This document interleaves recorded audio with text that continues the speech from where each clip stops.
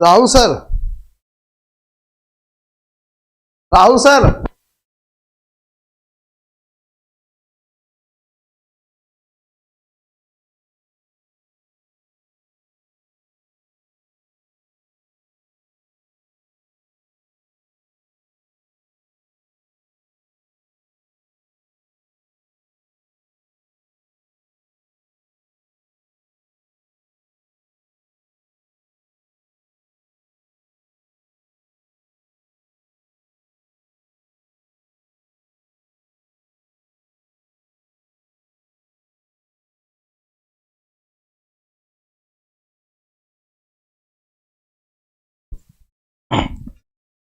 नमस्कार, good evening, शुभ संध्या।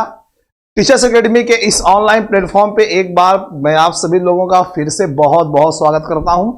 और जैसा कि आप सभी लोग जानते हैं कि यूजीसी नेट जेआरएफ का एग्जाम जो जून 2024 में है, जून के महीने में है, उससे संबंधित पॉलिटिकल साइंस सब्जेक्ट का नया बैच स्टार्ट है ये। और जिसमें मैं आप सभी लोगों को जो सिलेबस के मेन टॉपिक है पब्लिक एडमिनिस्ट्रेशन, लोक प्रशासन, उस टॉपिक को लेकर के मैं आपके सामने उपस्थित होता हूं। आज हम लोग लोक प्रशासन के बारे में ही पढ़ेंगे। अभी तक हमने लोक प्रशासन में बहुत सी चीजें देखी, संगठन, संप्रेषण, तमाम चीजें देखा हम लोगों ने। आज हम लोग लोक प्रशासन के बारे में बात करेंगे कि एक्चुअल में लोक प्रशासन के अध्ययन के जो उपागम होते हैं, उपागम का मतलब जो अप्रोच होता है, इंग्लिश में बोलते हैं अप्रोच, शिक्षण की प्रणाली। उपागम मतलब एक प्रणाली होती है, शिक्षण की प्रणाली। और यहाँ पे लोक प्रशासन के अध्ययन के उपागम है, यानी लोक प्रशासन को पढ़ने के लिए जो अप्रोच होना चाहिए, जो अप्रोच होता है, जो शिक्षण प्रणाली होती है, वो क्या, कैसी है, क्या क्या है। तो चलिए मुझसे बात करते हैं। क्लास शुरू करने से पहले एक बार सभी लोगों को वेरी वेरी गुड इवनिंग, सभी लोगों का बहुत बहुत बहुत बहुत स्वागत है। और यहाँ पे जैसे थंबनेल में आप देख सकते हैं, थंबनेल में लिखा हुआ है आपके सामने, टॉपिक हमारा है लोक प्रशासन के अध्ययन के उपागम। क्लास शुरू करने से पहले बता दूं मैं आप सभी लोगों को, जो बच्चे जून में यूजीसी नेट जेआरएफ का एग्जाम देने जा रहे हैं, जिनका सब्जेक्ट पॉलिटिकल साइंस है, अगर वो लोग भी एग्जाम देने जा रहे हैं, तैयारी करना चाहते हैं, तो इसके लिए आपको करना क्या है, इसके लिए आपको करना सिर्फ इतना है कि हमारी संस्था के नंबर पे 9628 95 92 37 इस नंबर पे आपको कॉल करना है। कॉल अगर बिजी जा रहा है, कोई इश्यू बता रहा है, तो आप इस पे व्हाट्सएप छोड़ सकते हैं अपना, ठीक है। आपको बता दिया जाएगा कि कैसे आपको क्लासेस मिलेंगी, पीडीएफ नोट्स कैसे मिलेगा, सब आपको जानकारी दे दी जाएगी। चलिए क्लास शुरू करते हैं। गुड इवनिंग शिल्पी जी, स्वाति दीक्षित जी, वंदना जी। अभी लोग धीरे धीरे आएंगे, मौसम बहुत खराब है, धीरे धीरे लोग आएंगे। चलिए बात करते हैं लोक प्रशासन के अध्ययन के उपागम के बारे में। यहाँ पे लिखा हुआ है लोक प्रशासन के अध्ययन के उपागम। तो लोक प्रशासन के अध्ययन के उपागम, उपागम का मतलब होता है अप्रोच, ठीक है। उपागम का मतलब होता है अप्रोच, शिक्षण विधि, शिक्षण प्रणाली, जानने की प्रक्रिया। तो कैसे हम जानेंगे लोक प्रशासन के बारे में, उसके उपागम जो है वो 3-4 तरीके से हैं, जो मेन है। सबसे पहला यहाँ पे है दार्शनिक उपागम, ठीक है। फिलोसफर अप्रोच है, दार्शनिक उपागम है। ये क्या कहता है? पहली बात तो एग्जाम में प्रश्न बनता है, यहां से आप जान लीजिएगा, यह सबसे व्यापक है, सबसे बड़ा है और सबसे पुराना दृष्टिकोण है, सबसे पुराना नजरिया है, सबसे पुराना उपागम है, जिसके माध्यम से हम लोक प्रशासन के बारे में जान सकते हैं। तो लोक प्रशासन का सबसे पुराना उपागम जो होता है वो है दार्शनिक उपागम, ठीक है। यह प्रशासनिक गतिविधियों के सभी पहलुओं पर विचार करता है। प्रशासनिक गतिविधियां, ठीक है, जितनी भी एक्टिविटीज होती हैं ब्यूरोक्रेसी संबंधित, उन सभी गतिविधियों पर के पहलुओं पर विचार करता है। मानक दृष्टिकोण पर आधारित होता है ये, और क्या होना चाहिए इस पर केंद्रित है। क्या होना चाहिए इस पर केंद्रित है कि लोक प्रशासन का मानक दृष्टिकोण जो है वो क्या होना चाहिए, ये इस पर केंद्रित होता है दार्शनिक उपागम में। इसका जो मेन मोटो होता है, मेन उद्देश्य जो होता है, प्रशासनिक गतिविधियों के आधारभूत आदर्शों व सिद्धांतों को प्रतिपादित करना। कि जो प्रशासनिक एक्टिविटीज होती हैं, गतिविधियां होती हैं, इसके आधारभूत यानी जो मेन चीज होती है, आधारभूत होते हैं, बेसिक चीज होती है, उन आधारभूत आदर्शों को या उनके जो सिद्धांत होते हैं, उन सिद्धांतों को प्रतिपादित करना इसका मेन उद्देश्य होता है, ठीक है। निधि जी नमस्कार, स्वागत है। प्लेटो का आप लोगों ने पढ़ा है, आपके सिलेबस में, पब्लिक नेट जेआरएफ के सिलेबस में विचारक हैं विचारक में सबसे पहला नाम प्लेटो का ही है। तो प्लेटो की किताब है द रिपब्लिक, नाम आप लोगों ने सुना भी होगा, द रिपब्लिक। प्लेटो की द रिपब्लिक है। हॉब्स की किताब है लेवियाथन है, ठीक है। महाभारत का जो एक पार्ट है शांति पर्व है। स्वामी विवेकानंद और पीटर सेल्फ इस दृष्टिकोण की वकालत करते हैं। यानी प्लेटो की जो किताब दी रिपब्लिक है, हॉब्स का लेवियाथन है और महाभारत का शांति पर्व जो चैप्टर है, और साथ ही साथ स्वामी विवेकानंद और पीटर सेल्फ इस दृष्टिकोण की वकालत करते हैं। यानी ये लोक प्रशासन के अध्ययन का जो दृष्टिकोण है, जो अप्रोच है, जो शिक्षा प्रणाली है, जो उपागम है, वो इस उपागम का, इस अप्रोच का समर्थन करते हैं कि बिल्कुल लोक प्रशासन का अध्ययन करना है, उसके दार्शनिक उपागम को, दार्शनिक फिलोसफर अप्रोच को जानना बहुत जरूरी है, जिसके माध्यम से हम लोक प्रशासन के जो प्रशासनिक गतिविधियां होती हैं उनको जानने का कार्य करते हैं, ठीक है। तो ये बहुत इंपॉर्टेंट होता है। नमस्कार नमस्कार मौर्य जी, स्वागत है। अब फिर दूसरा आता है कानूनी उपागम, ठीक है। अब लोक प्रशासन के अध्ययन के उपागम में जो कानूनी उपागम आता है, ये क्या होता है, ये कौन सा अप्रोच होता है, चलिए इसके बारे में देख लेते हैं। यह दृष्टिकोण जो है यूरोप के फ्रांस, बेल्जियम और जर्मनी, कौन सा देश है, फ्रांस, बेल्जियम और जर्मनी जैसे महाद्वीपीय देशों में सबसे अधिक लोकप्रिय रहा है। सबसे अधिक यह कानूनी उपागम लोक प्रशासन के अध्ययन के लिए जो अप्रोच होना चाहिए, जो उपागम होना चाहिए, जो शिक्षा पद्धति होनी चाहिए, उसमें एक है कानूनी उपागम। और यह कानूनी उपागम जो है यूरोप में बहुत ही ज्यादा फेमस था, यूरोप के खासकर फ्रांस, बेल्जियम और जर्मनी में। ब्रिटेन और अमेरिका में भी इसके बहुत सारे समर्थक थे, यानी इसको मानने वाले लोग थे। अमेरिका में, अमेरिका के फ्रैंक जे गुडनाउ इस दृष्टिकोण के सबसे प्रमुख समर्थक थे। नाम इनका पूछा जाता है, आपके पेपर में आता है। अमेरिका में फ्रैंक जे गुडनाउ इस दृष्टिकोण के सबसे प्रबल समर्थक। इस दृष्टिकोण मतलब लोक प्रशासन के अध्ययन के कानूनी दृष्टिकोण के सबसे प्रबल समर्थक थे। अब ये दृष्टिकोण, ये उपागम कहता क्या है, लोक प्रशासन का अध्ययन कानून के एक हिस्से के रूप में करता है, ठीक है। कानून के एक हिस्से के रूप में करता है कि कानून का एक हिस्सा है संवैधानिक कानूनी ढांचे, संगठन, शक्तियों, कार्यों और लोक अधिकारियों की सीमाओं पर बल देता है। इसीलिए इसे न्यायिक या न्यायवादी दृष्टिकोण के रूप में भी जाना जाता है। न्यायिक या न्यायवादी दृष्टिकोण के रूप में भी क्या करते हैं, इसको जानने का काम करते हैं। और सबसे बड़ी बात, यह सबसे पुराना व्यवस्थित रूप से निर्धारित दृष्टिकोण है। तो अभी आपने देखा था दार्शनिक उपागम, तो सबसे व्यापक और सबसे पुराना दृष्टिकोण है। लेकिन इसमें क्या कह रहा है कि लोक प्रशासन के अध्ययन का जो अप्रोच है, ऊपर से कानूनी जो उपागम है, ये जो अप्रोच है, ये सबसे पुराना व्यवस्थित है, सबसे पुराना व्यवस्थित रूप से निर्धारित दृष्टिकोण है, ठीक है। वो सबसे पुराना है दार्शनिक उपागम, और ये सबसे पुराना जो है व्यवस्थित दृष्टिकोण है। यह मुक्त व्यापार के युग में अस्तित्व में आया, जब राज्य की भूमिका क्या होती थी, सीमित होती थी और सरल होती थी। तो ये ज्यादा एक्टिव कब हुआ, मुक्त व्यापार के युग में आया, जब व्यापार करना बहुत फ्री था, मुक्त था, आसान था। देखिए, लोक प्रशासन जो होता है, प्रशासन का अध्ययन हम कैसे करते हैं, कई सारे तरीके होते हैं, कई सारे तरीके होते हैं। तो उसमें से 3-4 तरीके हैं जो मेन है, वो मैं आपको बता रहा हूं यहाँ पे। यहां से चारों से आपके एग्जाम में प्रश्न बना हुआ है डियर, बनता है, आया हुआ है। मैं अभी आपको लास्ट में बताऊंगा कि प्रश्न कैसे आया है, ठीक है। तो ये हो गया कानूनी उपागम। फिर आपका आता है इसमें, फिर कानूनी उपागम के बाद जो आता है ऐतिहासिक उपागम, ये हिस्टोरिकल अप्रोच, लोक प्रशासन का हिस्टोरिकल अप्रोच, ऐतिहासिक उपागम। ये क्या है, देखिए, ये जो देखिए शब्द में ही लिखा हुआ है डियर, हिस्टोरिकल, ऐतिहासिक लिखा हुआ है शब्द में ही, शब्द में ही ऐतिहासिक है, नहीं, इतिहास से कहीं ना कहीं इसका कनेक्शन है दूर दूर तक। यह जो उपागम है, यह भूतकाल में हुए ऐतिहासिक परिवर्तनों और वर्तमान पर पड़ने वाले इसके प्रभावों के जरिए लोक प्रशासन का अध्ययन करता है। बहुत इंपॉर्टेंट बात कह रहा है, कि भूतकाल, भूतकाल का मतलब ऐसा काल, ऐसा time period, past time period जो बीत गया, जो बीत गया। तो उस दौरान जो ऐतिहासिक परिवर्तन हुए थे, हिस्टोरिकल चेंजेस हुए थे, और उस चेंजेस का, उस परिवर्तन का आज वर्तमान पर क्या प्रभाव पड़ रहा है, इसका, इस उपागम के जरिए हम उस लोक प्रशासन का अध्ययन करते हैं कि जो ऐतिहासिक समय में जो चेंजेस हुए थे हिस्टोरिकल टाइम पीरियड में, उस चेंजेस का आज प्रेजेंट टाइम के लोक प्रशासन पर क्या इंपैक्ट पड़ रहा है, इसका अध्ययन हम किसके आधार पर करते हैं, ऐतिहासिक उपागम के आधार पर करते हैं। वेरी इंपॉर्टेंट है, अच्छे से याद रखिएगा कि लोक प्रशासन के अध्ययन के जो उपागम होते हैं, जो अप्रोच होते हैं, जो शिक्षण दृष्टिकोण होता है, उसमें एक आता है ऐतिहासिक उपागम।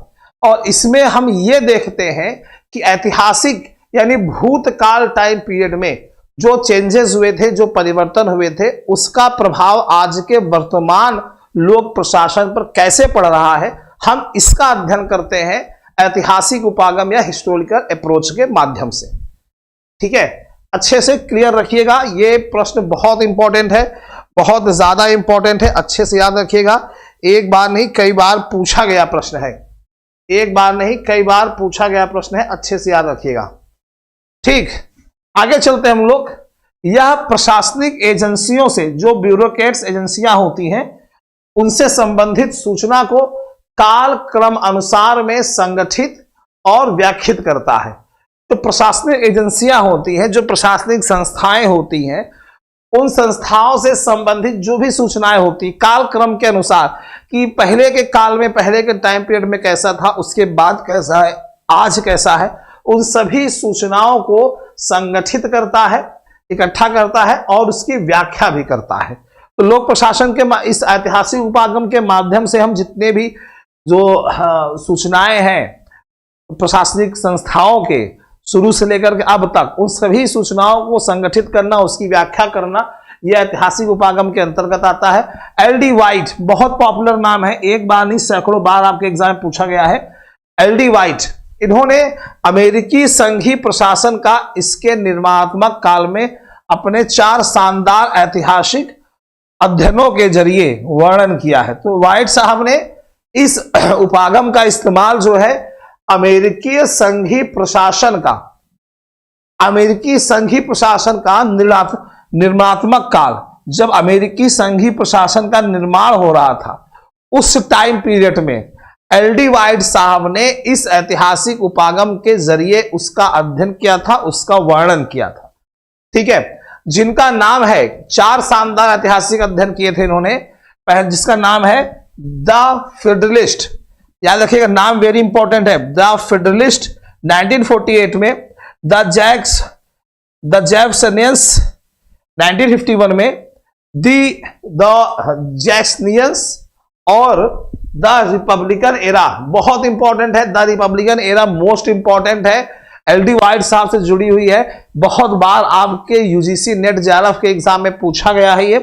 और कौटिल्य का अर्थशास्त्र, कौटिल्य का अर्थशास्त्र हो गया, मुगल प्रशासन और ब्रिटिश प्रशासन के विभिन्न अध्ययन भारत की पुरानी प्रशासनिक व्यवस्था की झलक देते हैं। ठीक है, पहले हम इसको देख लेते हैं। ये एक बार कितना क्लियर हो गया कि लोक प्रशासन के अध्ययन का जो ऐतिहासिक उपागम है, उसके माध्यम से शुरू से लेकर के अब तक जो प्रशासनिक एजेंसियां रही हैं, उनकी सूचना को इकट्ठा करना, उनकी व्याख्या करना, यह कार्य होता है ऐतिहासिक उपागम के माध्यम से, जिसका इस्तेमाल एल.डी. वाइट साहब ने किया भी है। अमेरिकी संघीय प्रशासन का जब निर्माणात्मक काल था, यानी जब अमेरिकी संघीय प्रशासन का निर्माण हो रहा था, उस समय इन्होंने क्या किया था, अध्ययन के जरिए इसका वर्णन किया था। तो अध्ययन कैसे, जो जिसके नाम है द फेडरलिस्ट, द जैक्सनियंस, द जैक्सनियंस और द रिपब्लिकन एरा, इसके माध्यम से। फिर नाम आता है कौटिल्य साहब का अर्थशास्त्र, जो आप पढ़ेंगे अलग से, मनु कौटिल्य, गांधी कौटिल्य के बारे में पूरा विचार उनका पढ़ेंगे, एक थिंकर के रूप में आपके सिलेबस में है। मुगल प्रशासन और ब्रिटिश प्रशासन के विभिन्न अध्ययन भारत की पुरानी प्रशासनिक व्यवस्थाओं की झलक देते हैं। जो हमारे यहाँ मुगल काल चल रहा था, आप सभी ने पढ़ा है, अच्छे से पढ़ा है, अकबर, बाबर, जहांगीर, सब आपने पढ़ा है। मुगल टाइम पीरियड हमारे देश में था, कई सौ सालों तक शासन किया था उन्होंने। फिर ब्रिटिश टाइम पीरियड आया, जब अंग्रेजों का भारत देश पर कब्जा हुआ और भारत एक उपनिवेश बना। भारत क्या बना? एक उपनिवेश बना। उपनिवेश का मतलब क्या होता है? जब किसी देश पर दूसरे देश का कब्जा हो जाता है, वहां की राजनीतिक से लेकर के हर तरह की व्यवस्थाएं दूसरा देश देखता है जिसका कब्जा होता है, जैसे कि भारत पर ब्रिटिश का था। तो उस समय उस समय जब मुगल काल टाइम पीरियड था, जो ब्रिटिश टाइम पीरियड था, उनके अध्ययन के माध्यम से यह पता चलता है कि भारत की पुरानी प्रशासनिक व्यवस्था कैसी थी, भारत में पुराने समय प्रशासन कैसा होता था। तो उससे बहुत से प्रशासनिक अधिकारी अलग अलग होते थे। जैसे इतिहास में आप पढ़ते होंगे, दंड देने के लिए एक अधिकारी होता था, दंडाधिकारी जिसे बोलते थे। कई सारी गुप्तचर संस्थाएं अलग अलग होती थी, कई सारे प्रशासनिक विभाग अलग अलग होते थे। अंग्रेजों के समय में अलग आया। ये जो सिविल सर्विसेज है, प्रशासनिक जो डिपार्टमेंट है, ये भी अंग्रेजों के समय में आया था। Neeraj ji good evening. ये भी अंग्रेजों के समय में आया था। इस तरह से उसका अध्ययन करता है। यह दृष्टिकोण प्रशासन के जीवनी संबंधी दृष्टिकोण से निकट रूप से जुड़ा हुआ है। प्रशासन के जीवनी संबंधी दृष्टिकोण से, जीवनी संबंधी दृष्टिकोण का मतलब जीवन शुरू से लेकर के अब तक, उससे जुड़ा हुआ है।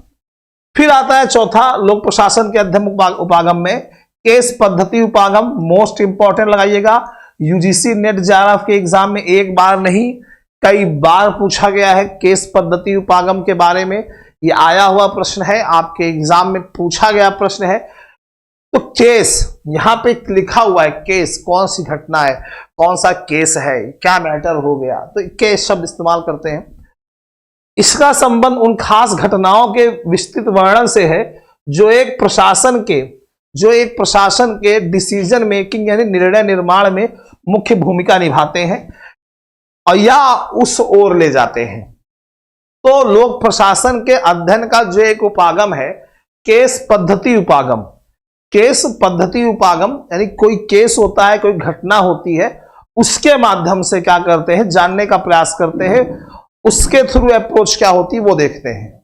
तो उस खास घटनाओं से है जो एक प्रशासन के निर्णय निर्माण में मुख्य भूमिका निभाते हैं, उस ओर ले जाते हैं। तो कोई ऐसा केस, कोई ऐसी घटना जो लोक प्रशासन के निर्णय निर्माण में, डिसीजन मेकिंग में सॉरी बहुत ही महत्वपूर्ण भूमिका निभाते हैं। तो बहुत सारे ऐसे केस, आप संविधान पढ़ते हैं, संविधान में बहुत सारे केस ऐसे होते हैं जो आप पढ़ते हैं, जो आप जानते हैं। उन केसों का अध्ययन भी आप करते होंगे। इस केस के आधार पर केशवानंद भारती मामले में ये हुआ, उसके मामले में ये हुआ। हाँ,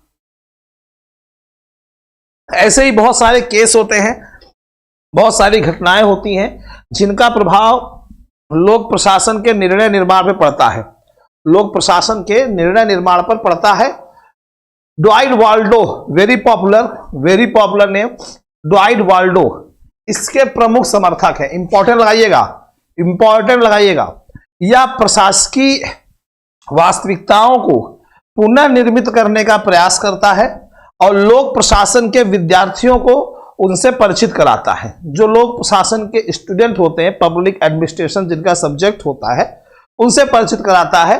प्रशासकीय वास्तविकताओं को पुनर्निर्मित करने का प्रयास करता है कि प्रशासन की जो वास्तविकता है, जो रियलिटी है, कि प्रशासन का कार्य क्या होता है, प्रशासन का योगदान क्या होता है, प्रशासन क्यों जरूरी है, उनकी वास्तविकताओं को पुनः निर्मित करने का प्रयास करता है और लोक प्रशासन के विद्यार्थियों को उनसे परिचित कराता है। जब कोई घटना, जब कोई केस ऐसा होता है तो वहां पे प्रशासन का जो दृष्टिकोण होता है, प्रशासन का जो अप्रोच होता है, उसी के आधार पे हम केस को सॉल्व करते हैं।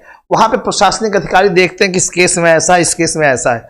इसलिए प्रशासन जरूरी होता है, इसलिए लोक प्रशासन जरूरी होता है। इसके माध्यम से ना निर्णय निर्माण में, डिसीजन लेने में बड़ी आसानी होती है, इसलिए जरूरी होता है। यह वर्ष 1930 के दशक में, 1930 के दशक की बात हो रहा है। अमेरिका में बहुत, यह जो उपागम है यहां पे वर्ष लिखा हुआ है, 1930 के दशक में अमेरिका में बहुत लोकप्रिय हुआ था ये उपागम। 1952 में public administration and policy administration के नाम से 20 केस अध्ययन हेरोल्ड स्टीन के संपादन में प्रकाशित हुए थे। 20 केस अध्ययन, ध्यान दीजिएगा, वेरी इंपॉर्टेंट है, ध्यान दीजिएगा।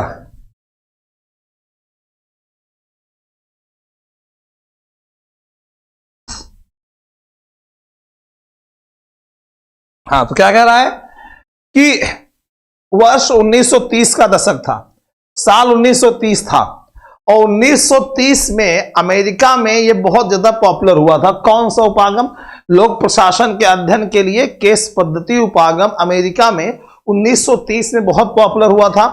1952 में, नाम याद रखिएगा, देखिए नाम बता रहा हूं मैं, public administration and policy administration, public administration and policy administration के नाम से 20 केस अध्ययन, ठीक है, 20 केस, हेरोल्ड स्टीन के नाम है, हेरोल्ड स्टीन, ठीक है।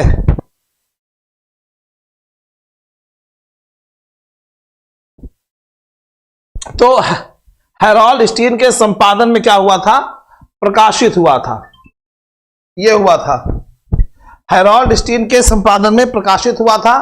भारत में भी भारतीय लोक प्रशासन संस्थान, नई दिल्ली और राष्ट्रीय प्रशासन अकादमी मसूरी में कई केस अध्ययन प्रकाशित किए गए हैं, याद रखिएगा। ड्वाइट वाल्डो के अनुसार केस पद्धति लोक प्रशासन के अध्ययन और अध्यापन का एक स्थायी अंग होने जा रहा है, ये वाल्डो साहब ने कहा था। तो ये 4 उपागम हैं जो मैंने आपको यहां पे बताए हैं। अब यहां से मैं आपको बता रहा हूं कि प्रश्न कैसे आते हैं। जैसे सबसे पहला प्रश्न आता है कि लोक प्रशासन, जो पब्लिक एडमिनिस्ट्रेशन है, उस लोक प्रशासन के अध्ययन का सबसे लिखा हुआ है, अध्ययन का सबसे पुराना दृष्टिकोण, या एग्जाम में पूछता है अप्रोच, या पूछ लेगा उपागम है। तो नीचे 4 ऑप्शन आपके दिए रहेंगे। दार्शनिक दिया रहेगा, दार्शनिक उपागम, कानूनी उपागम, ठीक है, केस पद्धति उपागम, या फिर none of these, none of these. तो आपको भी मैंने बताया कि सबसे पुराना उपागम जो है कौन सा है? दार्शनिक उपागम। पूछा गया प्रश्न है आपके एग्जाम में, लोक प्रशासन से आया हुआ प्रश्न है। अभी आपने देखा कि ये जो लोक प्रशासन का दार्शनिक उपागम है, सबसे व्यापक और सबसे पुराना दृष्टिकोण है। कौन सा है? सबसे पुराना दृष्टिकोण है, ठीक है। इसके अलावा और क्या होता है, और जो प्रश्न आते हैं देखते हैं। अगला जो प्रश्न आता है, जैसे आ गया, अगला जो प्रश्न बनता है आपके एग्जाम में, देखिए प्रश्न क्या बनता है, इस तरह से बनेगा। प्लेटो की जो पुस्तक है द रिपब्लिक, प्लेटो की पुस्तक द रिपब्लिक, पब्लिक एडमिनिस्ट्रेशन लोक प्रशासन के किस उपागम को दर्शाती है या को समर्थित है? तो अभी आपने देखा प्लेटो साहब की जो किताब है, अभी आपने देखा यहां पे कि प्लेटो की जो किताब है द रिपब्लिक, हॉब्स की किताब है लेवियाथन, महाभारत का शांति पर्व स्वामी विवेकानंद और पीटर सेल्फ इस दृष्टिकोण की वकालत करते हैं। इस दृष्टिकोण की वकालत करने का सेंस हमारा यहां पे है कि किसकी वकालत करते हैं? दार्शनिक उपागम की, दार्शनिक उपागम की या दार्शनिक दृष्टिकोण की, ठीक है। ये 2 सिंपल ऐसे प्रश्न आपके एग्जाम में पूछे जाते हैं, ठीक है, बिल्कुल सादे दृश्य जी, बिल्कुल ये बिल्कुल सिंपल प्रश्न है जैसे आपके एग्जाम में पूछे जाते हैं। इसी तरह से कानूनी उपागम की हम बात करें, देखिए प्रश्न आता है, देखिएगा, जब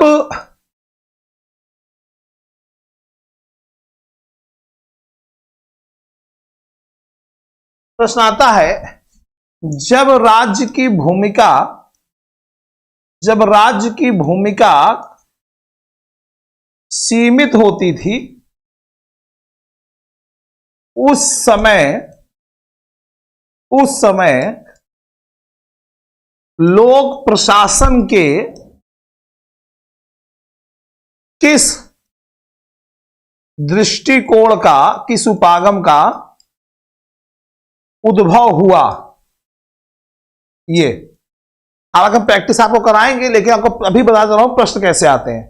क्या कह रहा है कि जब राज्य की भूमिका सीमित हुआ करती थी, लिमिटेड थी राज्य की पावर, तो उस समय लोक प्रशासन के अध्ययन के लिए किस प्रकार के दृष्टिकोण या अप्रोच या उपागम का उद्भव हुआ। तो इसका आंसर क्या है, कानूनी उपागम। और अभी मैंने आपको बताया, ये देखिए कानूनी उपागम, और सबसे लास्ट में मैंने बताया था यह मुक्त व्यापार के युग में अस्तित्व में आया जब राज्य की भूमिका सीमित और सरल होती थी। ये देखिए, जब राज्य की भूमिका सीमित और सरल होती थी तब उस समय कानूनी उपागम जो है अस्तित्व में आया था। ये देखिए, ठीक है, इस तरह से प्रश्न आते हैं। अब सबसे इंपॉर्टेंट प्रश्न यदि आता है यहां पे, ठीक है, अगला प्रश्न आता है, जैसे और बता दूं मैं आपको, किस ऐसे लिखिएगा, लोक प्रशासन के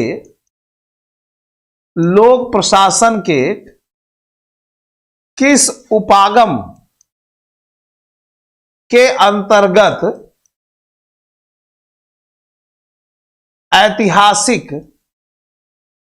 ऐतिहासिक सूचनाओं का